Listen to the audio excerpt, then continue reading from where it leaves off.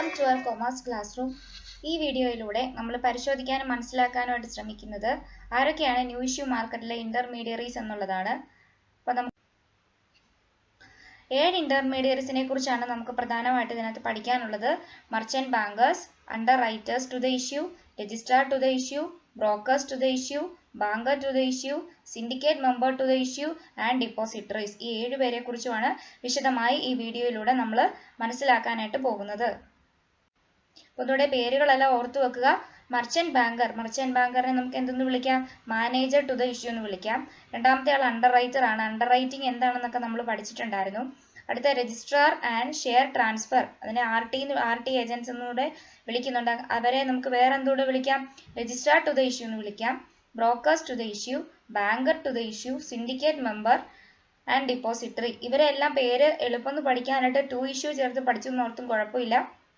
അപ്പം എന്താ? Merchant banker to the issue, underwriter to the issue, registrar to the issue, broker to the issue, banker to the issue, syndicate member to the issue, depository to the issue. അങ്ങനെ rhyming words പോലെ തന്നെ ഒന്ന് പഠിച്ചു വെക്കാനൊന്ന് ശ്രമിക്കുക.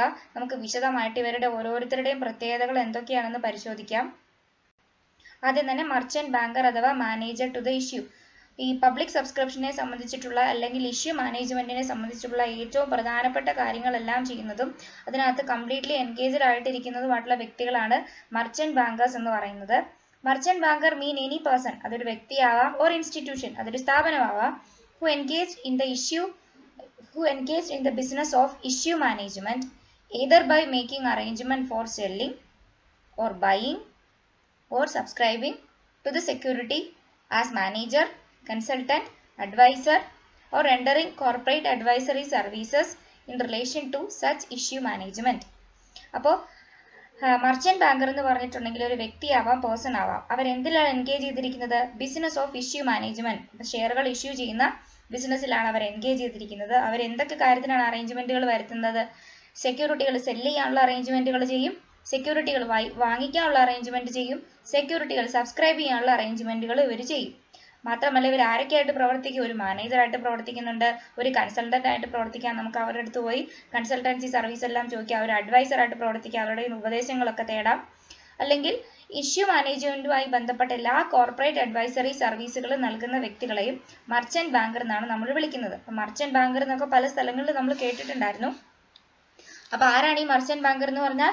അതൊരു വ്യക്തിയാവാം, institution ആവാം. അവരുടെ issue മാനേജ്മെന്റുമായിട്ട് ബന്ധപ്പെട്ട ബിസിനസ് ആണ് അവർ ചെയ്യുന്നത്. അവർ സെക്യൂരിറ്റികൾ വാങ്ങിക്കാനും വിൽക്കാനും സബ്സ്ക്രൈബ് ചെയ്യാനുള്ള ഫെസിലിറ്റികളെല്ലാം അറേഞ്ച് ചെയ്യും. അവരൊരു മാനേജറായിട്ടും കൺസൾട്ടന്റ് ആയിട്ടും അഡ്വൈസറായിട്ടും ഒക്കെ പ്രവർത്തിക്കും. കോർപ്പറേറ്റ് അഡ്വൈസറി സർവീസുകൾ കൊടുക്കുക എന്നുള്ളതാണ് മർച്ചന്റ് ബാങ്കേഴ്സിന്റെ പ്രധാനപ്പെട്ട ജോലി എന്ന് പറയുന്നത്. ഈ മർച്ചന്റ് ബാങ്കേഴ്സ് ഇഷ്യൂ മാനേജ്മെന്റുമായി ബന്ധപ്പെട്ട 2 രീതിയിലുള്ള ആക്ടിവിറ്റികൾ ചെയ്യുന്നുണ്ട്.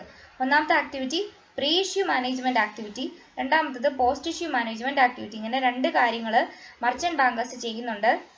അത് എന്തൊക്കെയാണ് ഇവർ ചെയ്യുന്ന pre issue management and post issue management activities എന്ന് നമുക്ക് വിശദമായിട്ടൊന്ന് നോക്കാം. Issue management functions of merchant banker. First one, pre issue management. Pre issue എന്ന് പറഞ്ഞാൽ എന്താ? ഇഷ്യൂ ചെയ്യുന്നതിന് മുൻപുള്ള കാര്യങ്ങളാണ് എന്തെന്ന് പറയുന്നത് പ്രീ ഇഷ്യൂ ആയിട്ടുള്ള ആക്ടിവിറ്റീസ് എന്ന് പറയുന്നത്. അപ്പം അതിനകത്ത് ഇവർ കുറച്ച് കാര്യങ്ങൾ ചെയ്യാനുണ്ട്. എന്തൊക്കെ ഇവർ ചെയ്യുന്നു നോക്കാം. Merchant bankers coordinate the activities relating to the issue with different government and public body, professionals and private agencies. അപ്പോൾ ഒരു കമ്പനി ഷെയർ ഇഷ്യൂ ചെയ്യുന്നതിന് മുമ്പ് തന്നെ ഗവൺമെന്റുമായിട്ടോ അല്ലെങ്കിൽ പബ്ലിക് ബോഡീസ് ആയിട്ടോ പ്രൊഫഷണൽസ് ആയിട്ടോ പ്രൈവറ്റ് ഏജൻസികളുമായിട്ടോ എന്തെങ്കിലുമൊക്കെ കാര്യങ്ങൾ ചെയ്യാനുണ്ടെങ്കിൽ അത്തരത്തിലുള്ള എല്ലാ പ്രവർത്തനങ്ങളെയും ഏകീകരിച്ച് കൊണ്ടുപോകുന്നത്, സിങ്ക്രണൈസ് ചെയ്ത് കൊണ്ടുപോകുന്നത്, കോർഡിനേറ്റ് ചെയ്ത് കൊണ്ടുപോകുന്നതെല്ലാം മർച്ചന്റ് ബാങ്കേഴ്സിന്റെ ഉത്തരവാദിത്തമാണ്. അടുത്ത കാര്യം, ensure that the information required by the Companies Act and SEBI is furnished in the prospectus, arrangement for dematerialization of shares. ഇനി അവർ ചെയ്യേണ്ട ഒരു കാര്യം, കമ്പനീസ് ആക്ട് പ്രകാരവും സെബി റെഗുലേഷൻ ആക്ട് പ്രകാരമെല്ലാം നമുക്ക് ആവശ്യമായിട്ടുള്ള എല്ലാ പ്രൊവിഷൻസും എല്ലാ ഇൻഫർമേഷൻസും ഷെയർ ഇഷ്യൂ ചെയ്യുന്ന കമ്പനി പ്രോസ്പെക്ടസിൽ ഉൾപ്പെടുത്തിയിട്ടുണ്ട്, പരാമർശിച്ചിട്ടുണ്ട് എന്ന് ഉറപ്പുവരുത്തേണ്ടതും നമ്മുടെ മർച്ചന്റ് ബാങ്കറിന്റെ ഉത്തരവാദിത്തമാണ്.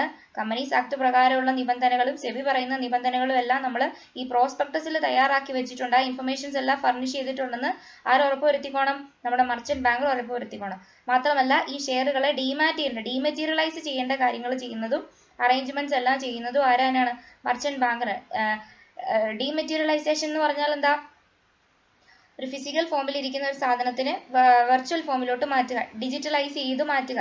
ഇനി ഡിജിറ്റലൈസ് ചെയ്തിരിക്കുന്ന ഷെയറുകളെ നമുക്ക് ഫിസിക്കൽ ഫോമിലോട്ട് മാറ്റുന്നതിന് നമുക്ക് റീമെറ്റീരിയലൈസേഷൻ എന്ന് കൂടെ പറയുന്നുണ്ട്. ഡീമാറ്റുക അല്ല, ഡീമെറ്റീരിയലൈസേഷൻ എന്ന് പറഞ്ഞാൽ എന്താണ്? ഷെയറുകളെ ഡിജിറ്റലൈസ് ചെയ്ത് മാറ്റുക. അങ്ങനെ ഡിജിറ്റലൈസേഷന്റെ പ്രവർത്തനങ്ങളെല്ലാം ചെയ്യുന്നത് മർച്ചന്റ് ബാങ്കർ ആയിരിക്കും. ഇനി compliance of formalities for listing in stock exchanges and other approval. ഇനി മാത്രമല്ല സ്റ്റോക്ക് എക്സ്ചേഞ്ചിൽ ലിസ്റ്റ് ചെയ്യുന്നതുമായിട്ട് ബന്ധപ്പെട്ടോ വേറെ എന്തെങ്കിലും അപ്രൂവൽസോ വേറെ എന്തെങ്കിലും അനുവാദങ്ങളോ ഒക്കെ മേടിക്കണമെങ്കിൽ അതിന്റെ ഫോർമാലിറ്റീസ് എല്ലാം ഫുൾഫിൽ ചെയ്യേണ്ടതും മർച്ചന്റ് ബാങ്കർ തന്നെയായിരിക്കും. ഇനി appointment of various intermediaries like banker to the issue, underwriter to the issue, registrar to the issue etcetera. ഇത് മാത്രമല്ല നമ്മുടെ ഇഷ്യൂ മാനേജ്മെന്റുമായിട്ട് ബന്ധപ്പെട്ട് നമ്മൾ ബാങ്കറിനെ അപ്പോയിന്റ് ചെയ്യണം, അണ്ടർ റൈറ്റേഴ്സ് വേണം നമുക്ക്, രജിസ്ട്രാർ വേണം നമുക്ക്. അപ്പൊ ഇത്തരം ആളുകളെ എല്ലാം അപ്പോയിന്റ് ചെയ്യേണ്ടതും അറേഞ്ച് ചെയ്യേണ്ടതും ഒക്കെ ആരുടെ ഉത്തരവാദിത്തമാണ്? മർച്ചന്റ് ബാങ്കറിന്റെ പ്രീ ഇഷ്യൂ മാനേജ്മെന്റ് ആക്ടിവിറ്റിയിൽ ഉൾപ്പെടുന്ന കാര്യങ്ങളാണ്. അടുത്ത എന്തൊക്കെയാണ് ഷെയറിന്റെ ഇഷ്യൂ കഴിഞ്ഞതിന് ശേഷം ഇയാൾ ചെയ്യേണ്ട ആക്ടിവിറ്റീസ് അഥവാ പോസ്റ്റ് ഇഷ്യൂ മാനേജ്മെന്റ് ആക്ടിവിറ്റീസ് എന്തൊക്കെ ചെയ്യുന്നു നമുക്ക് നോക്കാം. Supervising the collection of filled application forms, statement of account from bankers. എന്തൊക്കെയാണ്? നമുക്ക് ആപ്ലിക്കേഷൻ മണിയാണ് നമുക്ക് ആദ്യം കിട്ടുന്നത്. അല്ല, പബ്ലിക് സബ്സ്ക്രൈബ് ചെയ്ത് കഴിഞ്ഞാൽ അവരാദ്യം നമുക്ക് അപ്ലൈ ചെയ്യുകയാണ് ചെയ്യുന്നത്. അപ്പോൾ ആപ്ലിക്കേഷൻ ഫോം എല്ലാം കളക്ട് ചെയ്യേണ്ടത് ആരുടെ ഉത്തരവാദിത്തമാണ്? നമ്മുടെ മർച്ചന്റ് ബാങ്കറിന്റെ ഉത്തരവാദിത്തമാണ്. പിന്നെന്താ? സ്റ്റേറ്റ്മെന്റ് ഓഫ് അക്കൗണ്ട് ഫ്രം ബാങ്കറിന്റെ കയ്യിൽ നിന്നും ആപ്ലിക്കേഷൻ മണി സംബന്ധിച്ചിട്ടുള്ള സ്റ്റേറ്റ്മെന്റ് ഓഫ് അക്കൗണ്ട്സ് എല്ലാം വാങ്ങിക്കേണ്ടതും ആരാണ്? നമ്മുടെ മർച്ചന്റ് ബാങ്കർ തന്നെയാണ്. അടുത്ത എന്താ? Screening application, deciding allotment procedure, mailing of allotment or regret letters, refund orders. ഇനി ഇവിടെ കുറച്ച് കാര്യങ്ങളോട് നമ്മൾ ചെയ്യണം. എന്താ? Screening application. നമുക്ക് കുറേ പേര് ആപ്ലിക്കേഷൻ തന്നിട്ടുണ്ട്, ഷെയർ മേടിക്കാൻ താല്പര്യമുണ്ടെന്ന് പറഞ്ഞിട്ട് കുറേ അധികം പ്രൊപ്പോസ്ഡ് ഇൻവെസ്റ്റേഴ്സ് അപ്ലൈ ചെയ്തിട്ടുണ്ട്. അവരുടെ ആപ്ലിക്കേഷൻ എല്ലാം സ്ക്രീൻ ചെയ്യുക. Deciding allotment procedure. ഇനി ആർക്കൊക്കെ ഇത് അലോട്ട് ചെയ്യണം എന്നുള്ള കാര്യം ഡിസൈഡ് ചെയ്യാനായിട്ട് ഇവർക്ക് പറ്റും. Mailing allotment regret letter. നമ്മൾ അലോട്ട്മെന്റ് കൊടുക്കാൻ താല്പര്യമുള്ള ആൾക്കാർക്ക് മെയിൽ അയക്കുക. ഇനി ആർക്കൊക്കെ കൊടുക്കാൻ നമ്മൾ താല്പര്യപ്പെടുന്നില്ലയോ അവരെ റിജക്ട് ചെയ്യുന്നുള്ളതിന്റെ റിഗ്രറ്റ് ലെറ്റേഴ്സ് അയക്കുക. ഇനി ഈ പൈസ ആർക്കെങ്കിലും റീഫണ്ട് ചെയ്ത് കൊടുക്കുകയാണെങ്കിൽ റീഫണ്ട് ചെയ്ത് കൊടുക്കേണ്ട കാര്യങ്ങളെല്ലാം മർച്ചന്റ് ബാങ്കറിന്റെ പോസ്റ്റ് ഇഷ്യൂ മാനേജ്മെന്റ് ആക്ടിവിറ്റിയിൽ ഉൾപ്പെടുന്നതാണ്. മറ്റൊരു കാര്യം ഫൈനലൈസിംഗ് ദ ഇഷ്യൂ പ്രൈസ്. ഏത് വിലയ്ക്കാണ് അവസാനം നമ്മൾ ഇത് കൊടുക്കുന്നത് എന്നുള്ളത് ഫൈനലൈസ് ചെയ്യേണ്ടത് മർച്ചന്റ് ബാങ്കറാണ്. ഇനി അതുകൂടാതെ submitting the basis of allotment and other complaint certificates to SEBI, registrar of company and stock exchanges. മറ്റെന്തൊക്കെ കാര്യങ്ങൾ കൊടുക്കണം? സെബിക്ക് അല്ലെ രജിസ്ട്രാർക്ക് കൊടുക്കേണ്ട, സ്റ്റോക്ക് എക്സ്ചേഞ്ചിന് കൊടുക്കേണ്ട എല്ലാ സർട്ടിഫിക്കറ്റ്, അലോട്ട്മെന്റുമായിട്ട് ബന്ധപ്പെട്ട എല്ലാ സർട്ടിഫിക്കറ്റുകളും ഫർണിഷ് ചെയ്യേണ്ടതും സബ്മിറ്റ് ചെയ്യേണ്ടതും മർച്ചന്റ് ബാങ്കർ ആയിരിക്കും. ഇനി management of escrow account and ASBA account. ASBA കുറിച്ചൊക്കെ നമ്മൾ പഠിച്ചിട്ടാണ്. എസ്ക്രോ ഇന്ന് നമ്മൾ പഠിക്കാൻ പോകുന്നുണ്ട്. അപ്പോൾ എസ്ക്രോ അക്കൗണ്ടിനെ കുറിച്ചും ASBA അക്കൗണ്ടിനെ കുറിച്ചുള്ള കാര്യങ്ങളെല്ലാം മാനേജ് ചെയ്യേണ്ടതും ആരാണ്? നമ്മുടെ മർച്ചന്റ് ബാങ്കർ ആണ്. പിന്നെ listing of share in the stock എക്സ്ചേഞ്ചിൽ നമ്മുടെ ഷെയറുകൾ ലിസ്റ്റ് ചെയ്യുന്നതിന്റെ പ്രവർത്തനങ്ങൾ ഏകോപിപ്പിക്കേണ്ടതും ആരുടെ ചുമതലയാണ്? നമ്മുടെ മർച്ചന്റ് ബാങ്കറിന്റെ ചുമതലയായിട്ട് വരും. പിന്നീട് അവർ ചെയ്യുന്നത് മറ്റേതെങ്കിലും ഇന്റർമീഡിയറ്റ്സിനെ അപ്പോയിന്റ് ചെയ്യണമെങ്കിൽ അല്ലെങ്കിൽ അപ്പോയിന്റ് ചെയ്തിരിക്കുന്ന ഇന്റർമീഡിയറ്റ്സിന്റെ എല്ലാം പ്രവർത്തനങ്ങൾ നന്നായിട്ട് പോകുന്നുണ്ടോ, അവർ പ്രോപ്പർ ഫംഗ്ഷനിങ് ആണോ എന്ന് ഉറപ്പുവരുത്തേണ്ടതും നമ്മുടെ മർച്ചന്റ് ബാങ്കറിന്റെ പോസ്റ്റ് ഇഷ്യൂ മാനേജ്മെന്റ് ആക്ടിവിറ്റിയിൽ ഉൾപ്പെടുന്നതാണ്. Ensuring the proper functioning of other intermediates appointed. അപ്പോൾ കുറെ ഇന്റർമീഡിയറ്റ്സ് ഇവിടെ വരുന്നുണ്ട്. ഈ ഇന്റർമീഡിയറ്റ്സ് എല്ലാം നന്നായിട്ട് അവരുടെ പ്രവർത്തനങ്ങളും ഉത്തരവാദിത്തങ്ങളും ചെയ്യുന്നുണ്ടോ എന്നുള്ളത് ഉറപ്പുവരുത്തേണ്ടതും മർച്ചന്റ് ബാങ്കറിന്റെ പോസ്റ്റ് ഇഷ്യൂ മാനേജ്മെന്റ് ആക്ടിവിറ്റിയിൽ ഉൾപ്പെടുന്നതാണ്. ഇനി അടുത്ത വ്യക്തിയാണ് underwriter to the issue. ആരാണ് underwriter to the issue? Already നമ്മൾ അണ്ടർ റൈറ്റിംഗ് എന്താണെന്ന് പഠിച്ചിട്ടുണ്ടായിരുന്നു. 4 രീതിയിലുള്ള അണ്ടർ റൈറ്റിംഗ് ഉണ്ട്. പബ്ലിക് സബ്സ്ക്രൈബ് ചെയ്തില്ല എങ്കിൽ അത് സബ്സ്ക്രൈബ് ചെയ്ത് കൊടുക്കാൻ വേണ്ടിയിട്ട് വരുന്ന ആളുകളാണ് അണ്ടർ റൈറ്റേഴ്സ് എന്ന് പറയുന്നത്. ആ പ്രോസസ്സിനെ നമ്മൾ അണ്ടർ റൈറ്റിംഗ് എന്ന് പറയും. 4 രീതിയിൽ അണ്ടർ റൈറ്റിംഗ് ഉണ്ട്. അതിനെക്കുറിച്ചൊക്കെ വിശദമായിട്ട് കഴിഞ്ഞ വീഡിയോസിലെല്ലാം പഠിച്ചിട്ടുണ്ട്. അതൊക്കെയാണ് standing behind the issue, outright purchase, consortium method, firm under writing എന്നൊക്കെ പറഞ്ഞിട്ട് പല രീതിയിലുള്ള അണ്ടർ റൈറ്റിംഗ് മെത്തേഡുകളെ കുറിച്ചെല്ലാം നമ്മൾ പഠിച്ചതാണ്. അപ്പോൾ അണ്ടർ റൈറ്റേഴ്സ് നമ്മുടെ ഇഷ്യൂ മാനേജ്മെന്റിലെ പ്രധാനപ്പെട്ട ആളുകളാണ്. അപ്പോൾ നോക്കാം എന്താണെന്ന്. The public issue is said to be success only if it has achieved the minimum subscription of 90%. അപ്പോൾ ഒരു പബ്ലിക് ഇഷ്യൂ നമ്മൾ നടത്തി. പബ്ലിക് ഇഷ്യൂ എന്ന് പറഞ്ഞാൽ എന്താ? നമുക്ക് പബ്ലിക് ഇഷ്യൂ, പ്രൈവറ്റ് പ്ലേസ്മെന്റ് പല രീതിയിലാണ് ന്യൂ ഇഷ്യൂ വരുന്നത്. ഏതൊക്കെയായിരുന്നു അതൊന്ന് ഓർത്ത് നോക്കിക്കേ. Public issue, private placement, bonus issue, right issue and ESOP. ഇത് നമ്മൾ പഠിച്ച കാര്യങ്ങളാണ്. പബ്ലിക് ഇഷ്യൂവിൽ എന്താ സംഭവിക്കുന്നത്? Anybody and everybody can subscribe the share. ആർക്ക് വേണമെങ്കിലും ഷെയർ മേടിക്കാം. പ്രൈവറ്റ് പ്ലേസ്മെന്റിൽ അങ്ങനെയാണോ? അല്ല. പ്രൈവറ്റ് പ്ലേസ്മെന്റിൽ നമ്മൾ ആർക്കൊക്കെ കൊടുക്കുന്നത്? നമ്മൾ ചില ഇന്റിമേറ്റ് ആയിട്ടുള്ള അല്ലെ നമ്മൾ സെലക്റ്റീവ് ആയിട്ടുള്ള കുറച്ച് വ്യക്തികൾക്കോ സ്ഥാപനങ്ങൾക്കോ വേണ്ടി മാത്രം കൊടുക്കുന്നതാണ് പ്രൈവറ്റ് പ്ലേസ്മെന്റ് എന്ന് പറയുന്നത്. അതിനകത്ത് ഏതൊക്കെ വരും? Preferential issue, qualified institutional placement program എന്നൊക്കെ പറഞ്ഞു പ്രൈവറ്റ് പ്ലേസ്മെന്റിനെ കുറിച്ച് നമ്മൾ പഠിച്ചതാണ്. അപ്പോൾ ഒരു പബ്ലിക് ഇഷ്യൂ സക്സസ് ആവണമെങ്കിൽ അത് എത്ര ശതമാനം പബ്ലിക് സബ്സ്ക്രൈബ് ചെയ്താൽ മാത്രമാണ് ഒരു പബ്ലിക് ഇഷ്യൂവിനെ നമ്മൾ സക്സസ്ഫുൾ ആയി എന്ന് പറയാനായിട്ട് സാധിക്കത്തുള്ളൂ? only if it has achieved the minimum subscription of 90%. അപ്പൊ എത്ര വേണം? 90% എങ്കിലും പബ്ലിക് സബ്സ്ക്രൈബ് ചെയ്താൽ മാത്രമാണ് ഒരു പബ്ലിക് ഇഷ്യൂ സക്സസ് ആയി എന്ന് നമുക്ക് പറയാനായിട്ട് സാധിക്കത്തുള്ളൂ. In the event of non-receipt of minimum subscription called under subscription, the issuing company has to terminate the public issue process and refund the application money. അപ്പോൾ ഇവിടെ എന്ത് സംഭവിക്കുന്നത്? In the event of non-receipt of minimum subscription എന്ന് വെച്ചാൽ എന്താ? നമ്മൾ minimum subscription 90% എങ്കിലും വേണം. ആ 90% പോലും പബ്ലിക് സബ്സ്ക്രൈബ് ചെയ്തിട്ടില്ല എങ്കിൽ നമ്മൾ ആ ഒരു അവസ്ഥേനെ എന്തെന്നാ വിളിക്കുന്നത്? അണ്ടർ സബ്സ്ക്രിപ്ഷൻ എന്നാണ് വിളിക്കുന്നത്. ഇനി അതിൽ കൂടുതൽ പബ്ലിക് എങ്ങനെ സബ്സ്ക്രൈബ് ചെയ്യുന്നത്? ഇപ്പൊ നമ്മൾ 100 ഷെയർ ഇഷ്യൂ ചെയ്തു എന്ന് വിചാരിക്കാം. 100 ഷെയർ ഇഷ്യൂ ചെയ്തു, നമുക്ക് 85 ആപ്ലിക്കേഷനെ കിട്ടിയുള്ളൂ എന്ന് വിചാരിക്കാം. അപ്പൊ അത് എന്ത് അവസ്ഥയിലാണ് നിൽക്കുന്നത്? അണ്ടർ സബ്സ്ക്രിപ്ഷൻ എന്നുള്ള അവസ്ഥയിലാണ് നിൽക്കുന്നത്. ഇനി നമ്മൾ 100 ഷെയറുകൾ ഇഷ്യൂ ചെയ്തു, നമുക്ക് കിട്ടിയിരിക്കുന്ന 180 ആപ്ലിക്കേഷൻ ആണെന്ന് വിചാരിക്കുക. ആ ഒരു അവസ്ഥയെ നമുക്ക് എന്തെന്ന് വിളിക്കാം? ഓവർ സബ്സ്ക്രിപ്ഷൻ എന്ന് വിളിക്കാം. അപ്പൊ ഇങ്ങനെ ഒരു മിനിമം സബ്സ്ക്രിപ്ഷൻ അല്ലെങ്കിൽ ഒരു അണ്ടർ സബ്സ്ക്രിപ്ഷൻ അവസ്ഥയിലാണ് നിൽക്കുന്നത് എങ്കിൽ നമ്മൾ എന്ത് ചെയ്തോണം? ആ പബ്ലിക് ഇഷ്യൂ നമ്മൾ ക്യാൻസൽ ചെയ്യേണ്ടതായിട്ട് വരും. ആരൊക്കെയാണോ ആപ്ലിക്കേഷൻ തന്നത് ആ ആപ്ലിക്കേഷൻ മണി തന്നവർക്കെല്ലാം നമ്മൾ റീഫണ്ട് ചെയ്ത് കൊടുക്കേണ്ടതായിട്ടുള്ള അവസ്ഥയെ നമുക്ക് വരും. The service of underwriters are used by issuing company to overcome the risk of under subscription. ഇത്തരത്തിൽ നമുക്ക് ഒരു അണ്ടർ സബ്സ്ക്രിപ്ഷൻ അവസ്ഥ വരാതിരിക്കാൻ വേണ്ടിയിട്ടാണ് നമ്മൾ ആരുടെ സഹായം തേടുന്നത്? അണ്ടർ റൈറ്റേഴ്സിന്റെ സഹായം തേടുന്നത്. അപ്പൊ ഈ അണ്ടർ റൈറ്റേഴ്സ് എന്ത് തരും? നമ്മുടെ അഭാവത്തിൽ അല്ലെങ്കിൽ പബ്ലിക് വാങ്ങിച്ചില്ല എങ്കിൽ പബ്ലിക് സബ്സ്ക്രൈബ് ചെയ്യാത്ത പോർഷൻ അണ്ടർ റൈറ്റേഴ്സിന്റെ ബാനറിൽ നിന്നുകൊണ്ട് അവരത് വിപ്പിച്ചു തരും. അപ്പൊ നമുക്ക് ഈ അണ്ടർ സബ്സ്ക്രിപ്ഷൻ എന്നുള്ള ഒരു റിസ്ക് നമുക്ക് ഒഴിവാക്കി എടുക്കാനായിട്ട് പറ്റും. അടുത്ത ഇന്റർമീഡിയറി ആണ് broker to the issue. Broker എന്ന് പറഞ്ഞാൽ ഒരു ഇന്റർമീഡിയറി ആണ്. അവർ മാർക്കറ്റിൽ ഒത്തിരിയേറെ കാര്യങ്ങൾ ചെയ്യുന്നുണ്ട്. സബ്സ്ക്രിപ്ഷൻ ക്യാൻവാസ് ചെയ്യാനും ഒക്കെ കുറെ കാര്യങ്ങൾ ചെയ്യുന്ന വ്യക്തികളാണ് ബ്രോക്കർ എന്ന് പറഞ്ഞത്. നമുക്ക് അവർ എന്തൊക്കെയാ ചെയ്യുന്നത് നോക്കാം. Brokers are persons authorised to market the issue. Authorised പേഴ്സൺസിനെയാണ് ബ്രോക്കേഴ്സ് എന്ന് വിളിക്കുന്നത്. Companies can engage any number of brokers to market the new issue.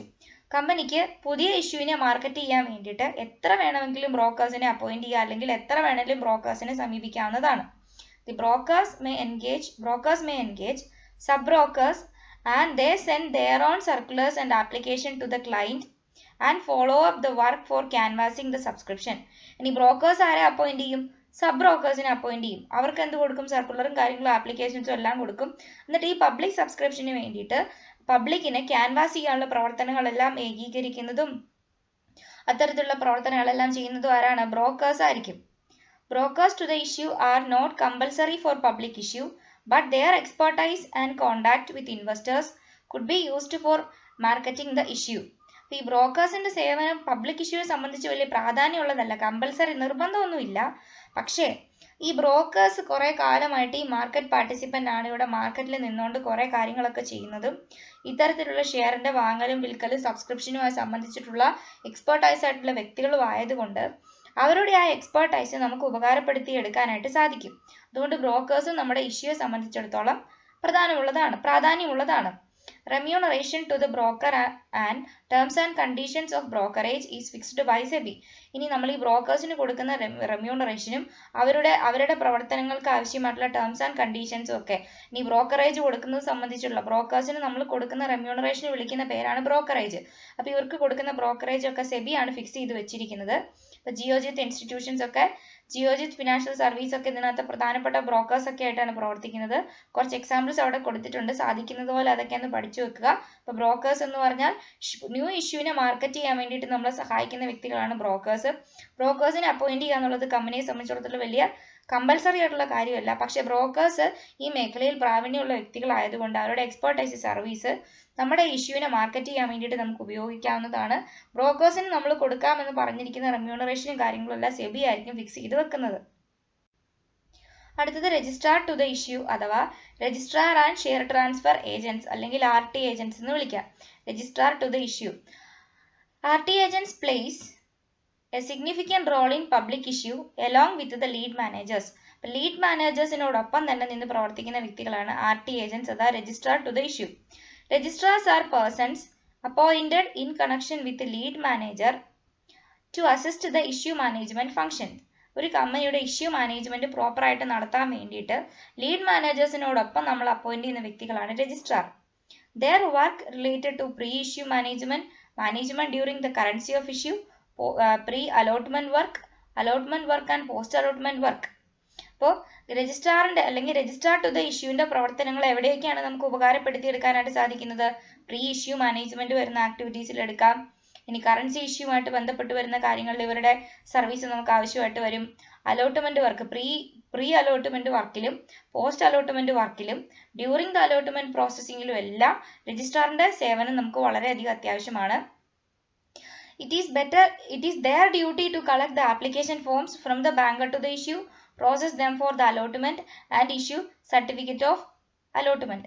ഇനി അലോട്ട്മെന്റ് പ്രോസസ്സ് ഫംഗ്ഷനിങ് ആയിട്ട് പ്രോപ്പറായിട്ട് ഫംഗ്ഷൻ ചെയ്ത് കൊണ്ടുപോകുന്ന രജിസ്ട്രാറിന്റെ മിടുക്ക് പോലെ ഇരിക്കും, അല്ലെങ്കിൽ ഷെയർ ട്രാൻസ്ഫർ ഏജൻസിന്റെ മിടുക്ക് പോലെ ഇരിക്കും. അവരെന്താ ചെയ്യുന്നത്? അവരുടെ ഡ്യൂട്ടിയാണ് ബാങ്കേഴ്സിന്റെ കയ്യിൽ നിന്നും ആപ്ലിക്കേഷൻ കളക്ട് ചെയ്യുക. കാരണം ASB എസ്ക്രോ ഒക്കെ വഴിയാണ് നമ്മൾ ബാങ്കിന്റെ പ്രവർത്തനങ്ങളിലൂടെയാണ് നമുക്ക് ആപ്ലിക്കേഷൻ മണി നമ്മൾ വാങ്ങിക്കുന്നത്. അപ്പോൾ ആപ്ലിക്കേഷൻ മണി ബാങ്കിൽ കിട്ടിക്കഴിഞ്ഞാൽ അവരുടെ കയ്യിൽ നിന്നും അത് കളക്ട് ചെയ്യേണ്ടതും ബാക്കിയുള്ള അലോട്ട്മെന്റ് ഇഷ്യൂവും കാര്യങ്ങളും എല്ലാം കൊടുക്കേണ്ടതും ആര് തന്നെയാണ്? രജിസ്ട്രാർ ആണ്. അപ്പോൾ ഒരു വ്യക്തിക്ക് നമ്മൾ ഷെയർ അലോട്ട് ചെയ്ത് കഴിഞ്ഞാൽ ഷെയർ അലോട്ട് ചെയ്തു എന്ന് ഉറപ്പുവരുത്താൻ വേണ്ടിയിട്ട് ആ വ്യക്തിക്ക് നമ്മൾ ഷെയർ ഇഷ്യൂ സർട്ടിഫിക്കറ്റ് ഒക്കെ കൊടുക്കേണ്ടതായിട്ടുണ്ട്. അപ്പോൾ അത്തരത്തിലുള്ള പ്രവർത്തനങ്ങളൊക്കെ ചെയ്യേണ്ടത് നമ്മുടെ ഈ രജിസ്ട്രാർ ടു ദ ഇഷ്യൂ ആണ്. അടുത്ത ഈ രജിസ്ട്രാറിന് കുറെ അധികം ഉത്തരവാദിത്തങ്ങളുണ്ട്. അതൊക്കെയാണ് നമുക്ക് നോക്കാം. Designing and drafting the formal application form for the merchant banker or lead manager. ഈ മർച്ചന്റ് ബാങ്കർ തന്നെയാണ് ലീഡ് മാനേജർ എന്ന് പറയുന്നത്. ബുക്ക് റണ്ണിംഗ് ലീഡ് മാനേജേഴ്സ് എന്നൊക്കെ പറഞ്ഞ് കുറെ വ്യക്തികളെ കുറിച്ച് നമ്മൾ പഠിച്ചിട്ടുണ്ടായിരുന്നു. അപ്പോൾ ഇവിടെ എന്താ ചെയ്യുന്നത്? നമ്മുടെ ആപ്ലിക്കേഷൻ ഫോം ഉണ്ടല്ലോ, ഷെയർ വാങ്ങിക്കേണ്ട ആപ്ലിക്കേഷൻ ഫോം, അതിന്റെ ഫോർമാറ്റ് എല്ലാം ഡ്രാഫ്റ്റ് ചെയ്യേണ്ടതും ഡിസൈൻ ചെയ്യേണ്ടതും ആരാണ്? രജിസ്ട്രാർ ആണ്. എന്നിട്ട് വേണം ഇത് ആർക്ക് കൊണ്ട് കൊടുക്കാൻ? നമ്മുടെ മർച്ചന്റ് ബാങ്കറിന്റെ കൈ കൊണ്ട് കൊടുക്കാൻ. അപ്പൊ ഷെയർ പബ്ലിക് ഇഷ്യൂ ആയി ബന്ധപ്പെട്ട നമ്മുടെ ഷെയറിന്റെ ആപ്ലിക്കേഷൻ തയ്യാറാക്കി മർച്ചന്റ് ബാങ്കറിന്റെ കയ്യിൽ എത്തിക്കേണ്ടത് രജിസ്ട്രാറിന്റെ ഉത്തരവാദിത്വമാണ്. അടുത്തത് identifying collection centre or application form. ഇനി ഈ ആപ്ലിക്കേഷൻ ഫോം നമ്മുടെ ഷെയർ സബ്സ്ക്രൈബ് ചെയ്തിരിക്കുന്ന വ്യക്തികൾ പല ലൊക്കേഷനിൽ ഇരിക്കുന്ന ആളുകളായിരിക്കും.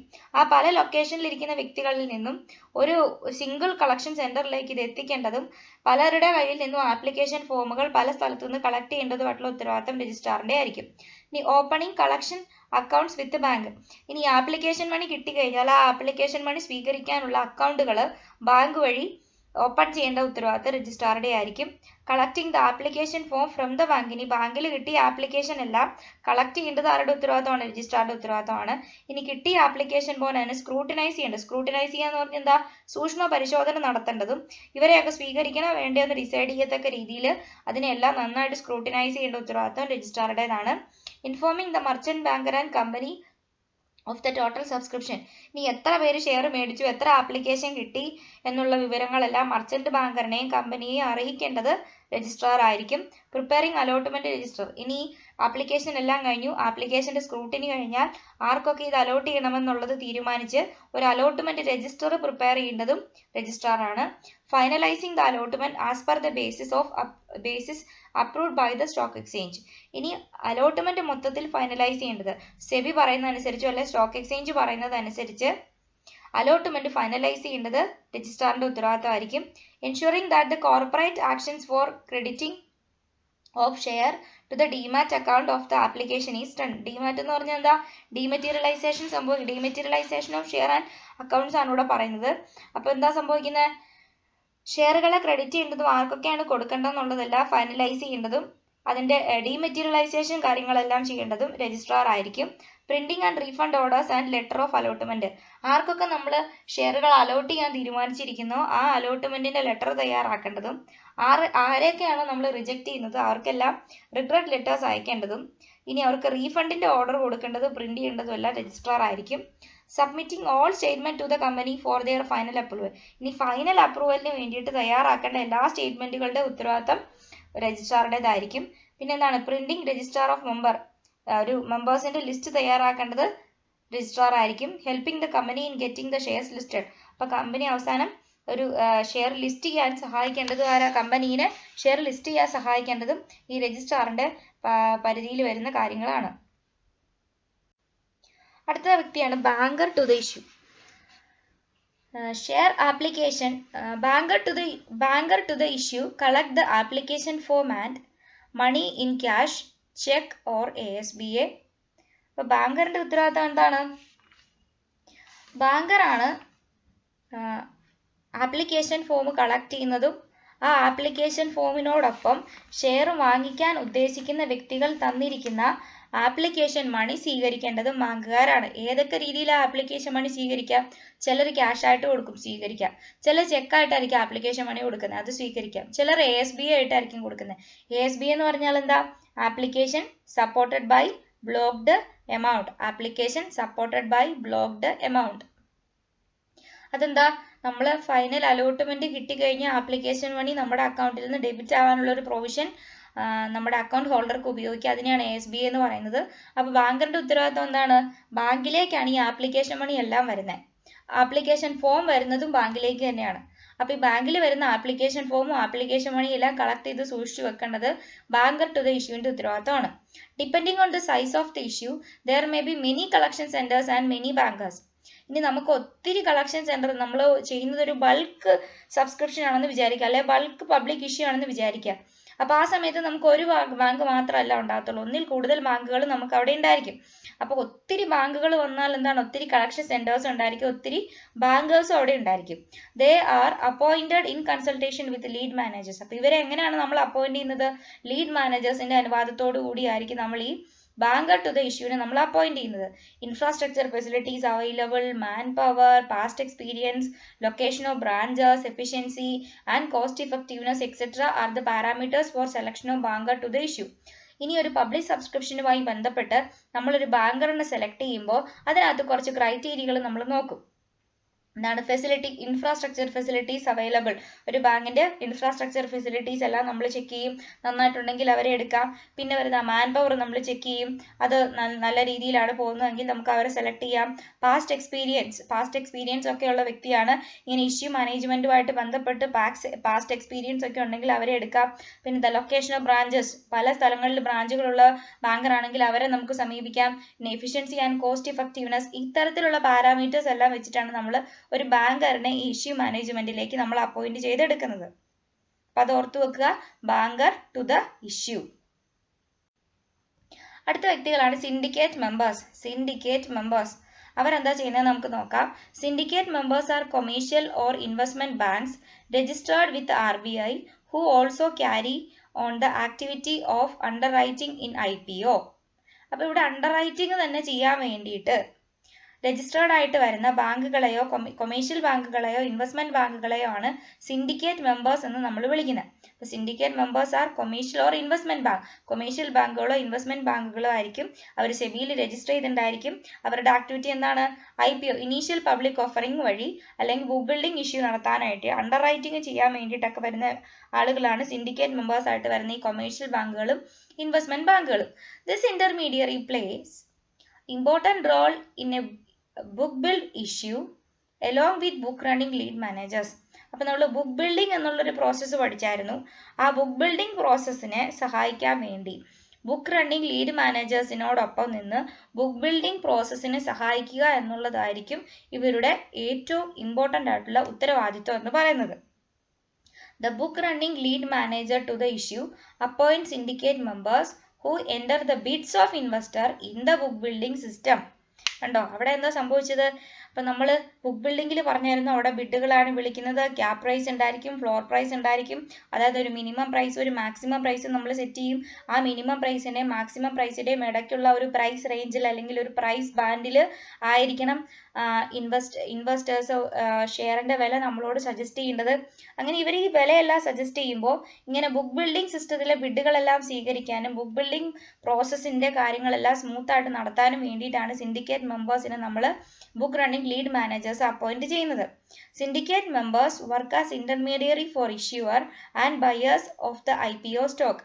സിൻഡിക്കേറ്റ് മെമ്പർ ആരുടെ ഇന്റർമീഡിയറീസ് ഒക്കെ ആയിട്ട് പ്രവർത്തിക്കും? ഇഷ്യൂവറിന്റെയും IPO സ്റ്റോക്ക് വാങ്ങിക്കുന്ന IPO സ്റ്റോക്ക് ബുക്ക് ബിൽഡിംഗ് വഴി വാങ്ങിക്കുന്ന ബയേഴ്സിന്റെയും ഇടനിലക്കാരൊക്കെ ആയിട്ടായിരിക്കും syndicate members പ്രവർത്തിക്കുന്നത്. Investors submit their bid for IPO share through syndicate members appointed by the issuer.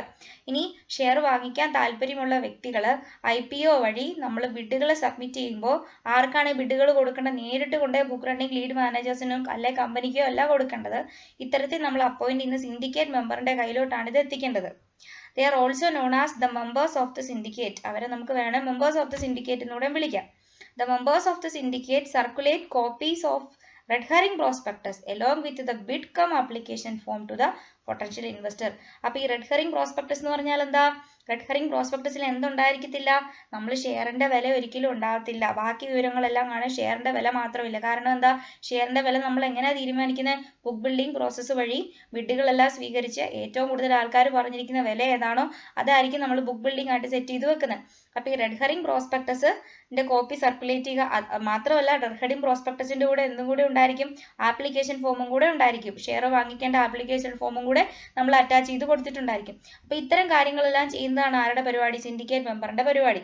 അപ്പോൾ സിൻഡിക്കേറ്റ് മെമ്പർ എന്ന് പറഞ്ഞാൽ ഒരു കൊമേഴ്ഷ്യൽ ബാങ്കോ ഒരു ഇൻവെസ്റ്റ്മെന്റ് ബാങ്കോ ആയിരിക്കാം. അവർ സെബിയിൽ രജിസ്റ്റർ ചെയ്തിട്ടുണ്ടായിരിക്കും. അവർ IPO നടത്താൻ വേണ്ടിയിട്ടുള്ള അല്ലെങ്കിൽ ബുക്ക് ബിൽഡിംഗ് പ്രോസസ്സ് നടത്താൻ വേണ്ടിയിട്ടാണ് നമ്മളെ സഹായിക്കാനായിട്ട് വരുന്നത്. സിൻഡിക്കേറ്റ് മെമ്പേഴ്സിനെ അപ്പോയിന്റ് ചെയ്യുന്നത് ബുക്ക് റണ്ണിംഗ് ലീഡ് മാനേജേഴ്സ് ആണ്. സിൻഡിക്കേറ്റ് മെമ്പേഴ്സ് ഈ ബുക്ക് റണ്ണിംഗ് ലീഡ് മാനേജേഴ്സിനോടൊപ്പം നിന്നുകൊണ്ട് ബുക്ക് ബിൽഡിംഗ് പ്രോസസ്സിലേക്ക് വരുന്ന ബിഡുകളെല്ലാം എൻ്റർ ചെയ്യേണ്ടതും സൂക്ഷിക്കേണ്ടതും ഇൻവെസ്റ്റേഴ്സിന്റെ കയ്യിൽ നിന്നും അവർക്ക് താല്പര്യമുള്ള വിലകൾ മേടിച്ചു വെക്കേണ്ടതും ആരുടെ ചുമതലയാണ്? ഈ സിൻഡിക്കേറ്റ് മെമ്പേഴ്സിന്റെ ചുമതലയാണ്. സിൻഡിക്കേറ്റ് മെമ്പർ ഇഷ്യൂവറിന്റെ ഇന്റർമീഡിയറി ആയിട്ടും ഷെയർ വാങ്ങിക്കാൻ വരുന്ന ബയറിന്റെ ഇന്റർമീഡിയറി ആയിട്ടും പ്രവർത്തിക്കുന്നുണ്ട്. അവരെ നമുക്ക് the members of the syndicate എന്നും കൂടെ റെഫർ ചെയ്ത് വിളിക്കാം. റെഡ് ഹെറിംഗ് പ്രോസ്പെക്ടസും അതിനോടൊപ്പം നല്ല ആപ്ലിക്കേഷൻ ഫോമും പൊട്ടൻഷ്യൽ ഇൻവെസ്റ്റേഴ്സിലേക്ക് എത്തിക്കുക എന്നുള്ളതും സിൻഡിക്കേറ്റ് മെമ്പേഴ്സിന്റെ ചുമതലയാണ്. അടുത്താണ് ഡിപ്പോസിറ്ററീസ് എന്ന് പറയുന്നത്. ഡിപ്പോസിറ്ററിനെ കുറിച്ച് നമുക്ക് അടുത്ത ചാപ്റ്ററിലോട്ടൊക്കെ വരുമ്പോൾ വിശദമായിട്ട് കുറേ കൂടെ പഠിക്കാനുണ്ട്. Depository is an organization which holds securities like shares, debentures, bonds, government security, mutual fund units, etc. of the investor in electronic form at the request of the investor through a registered depository participant. എന്താ സംഭവിക്കുന്നത്? Depository എന്ന് പറഞ്ഞൊരു organisation ആണ്. Security hold ചെയ്യുക എന്നുള്ളതാണ് അവരുടെ ഉത്തരവാദിത്തം. ഏതൊക്കെ security?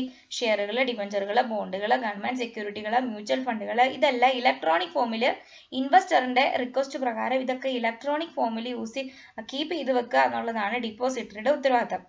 It also provide services relating to the transaction in security. ഇനി സെക്യൂരിറ്റിയിൽ ട്രാൻസാക്ഷൻ നടത്തണം, വാങ്ങലോ വിൽക്കലോ സബ്സ്ക്രിപ്ഷൻ അങ്ങനെ എല്ലാം നടത്തണമെങ്കിൽ അതിനും ആര് സഹായിക്കും? ഈ ഡിപ്പോസിറ്ററീസ് നമ്മളെ സഹായിക്കും. Since the securities are issued in demat form, the issuing company will have to appoint depository and applicants of the share have to code their demat account number in the share application form. ഇനി നമ്മൾ demat ഫോമിലാണ്. Demat form എന്ന് പറഞ്ഞാൽ dematerialised ഫോമിൽ നമ്മൾ electronically ആണ് നമ്മൾ securities വാങ്ങിക്കുന്നതെന്ന് വിചാരിക്കുക. അപ്പോൾ ആരുടെ സേവനം നമുക്ക് ആവശ്യമാണ്?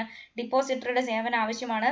അപ്പോൾ ഡിമാറ്റ് ഫോമിൽ വന്ന ഷെയറുകൾ സ്വീകരിക്കുക എന്നുള്ളതും അവരുടെ ഡിമാറ്റ് അക്കൗണ്ട് നമ്പർ ഷെയർ ആപ്ലിക്കേഷനിൽ രേഖപ്പെടുത്തുക എന്നുള്ളതും എല്ലാമാണ് ഡിപ്പോസിറ്ററീസിന്റെ ഉത്തരവാദിത്വമായിട്ട് വരുന്ന കാര്യങ്ങൾ. അപ്പൊ എന്തൊക്കെ കാര്യങ്ങളാണ് ഇന്ന് പഠിച്ചത്? Intermediaries in new issue market. 7 തരത്തിലാണ് ഇന്റർമീഡിയറീസ് ഉള്ളത്. Merchant banker to the issue, underwriter to the issue, registrar and share transfer, agents to the issue, brokers to the issue, banker to the issue, syndicate member to the issue and depositories to the issue. ഇപ്പൊ നമ്മൾ സംസാരിച്ച ഇന്റർമീഡിയറ്റ്സിനെ കുറിച്ചെല്ലാം നിങ്ങൾക്ക് മനസ്സിലായി ഞാൻ വിചാരിക്കുന്നു. ഏതെങ്കിലും ആളുകളെ കുറിച്ച് നിങ്ങൾക്ക് സംശയമോ എന്തെങ്കിലും ഒക്കെ ഉണ്ടെങ്കിൽ ഈ വീഡിയോയ്ക്ക് താഴെ കമന്റ് ചെയ്യുക, അല്ലെങ്കിൽ എന്നോട് പേഴ്സണലി മെസ്സേജ് അയച്ച് ചോദിക്കുക. നന്നായിട്ട് പഠിക്കുക, നന്നായിട്ട് മനസ്സിലാക്കുക. Thank you.